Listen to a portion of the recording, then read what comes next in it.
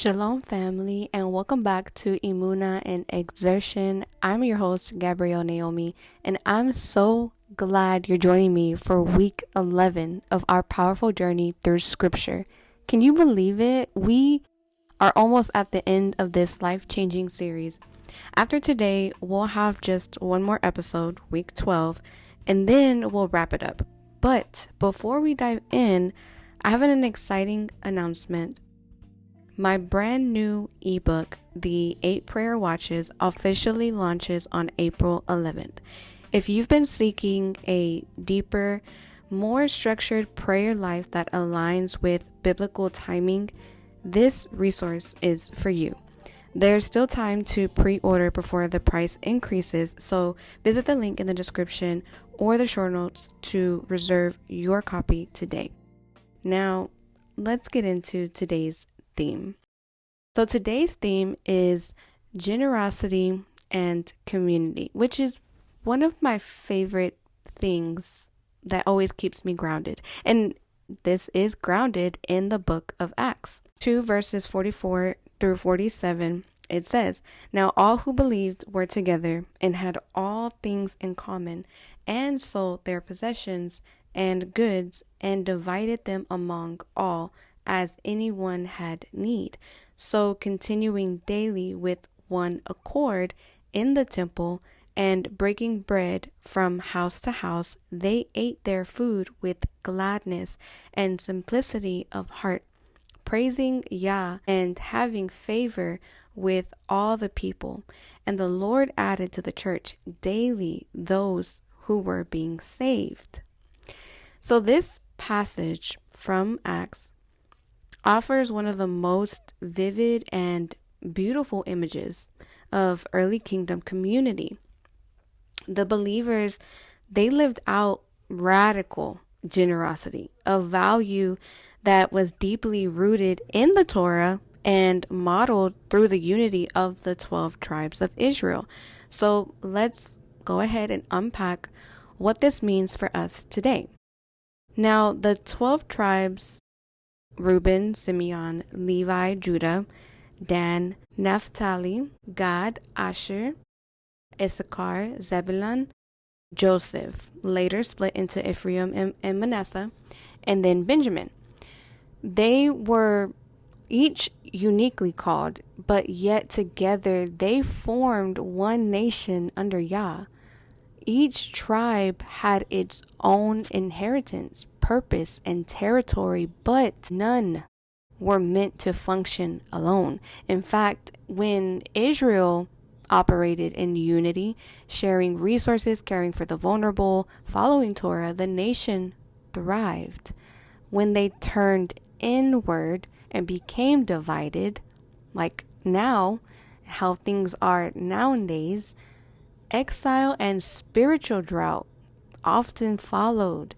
The early believers in Acts weren't doing something new. They were returning to the ancient blueprint of community that YAH had always intended for his people. So let's ask ourselves these questions. What can we learn from this? When we truly revere YAH, our possessions become tools for ministry, not monuments of pride.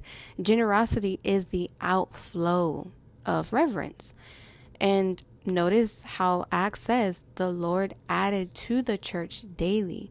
It wasn't through marketing or programs. It was through shared meals, prayer, and worship. Community is where the kingdom grows. The believers had all things in common, not just material goods, but heart, vision, and purpose. That kind of unity releases kingdom momentum. Unity is very powerful. So now we can ask ourselves and reflect towards ourselves. How can we live this out today? Start with your home. Is your household a place of generosity, openness, and shared worship? Are you sensitive to the needs of those in your fellowship? Maybe someone needs groceries, encouragement, childcare, or just a listening ear. Support the body. Whether its tithes, time, or talent, give with simplicity of heart, just like Acts 2:46 describes, give intentionally. And also, each of the 12 tribes had roles. Some were warriors, some were teachers, some were artisans, others priests. In the same way, each of us in the body of Messiah brings something essential. Don't hold back to what YAH has placed in you. When we bring our spiritual gifts together in generosity and unity, we reflect the beauty of the early believers and honor the legacy of our spiritual ancestors. Just like thinking of yourself, where don't hold back of what YAH has placed in you. There is a reason for your talents, gifts, and your abilities. You weren't wired the way you were wired by accident. YAH knew what he was doing.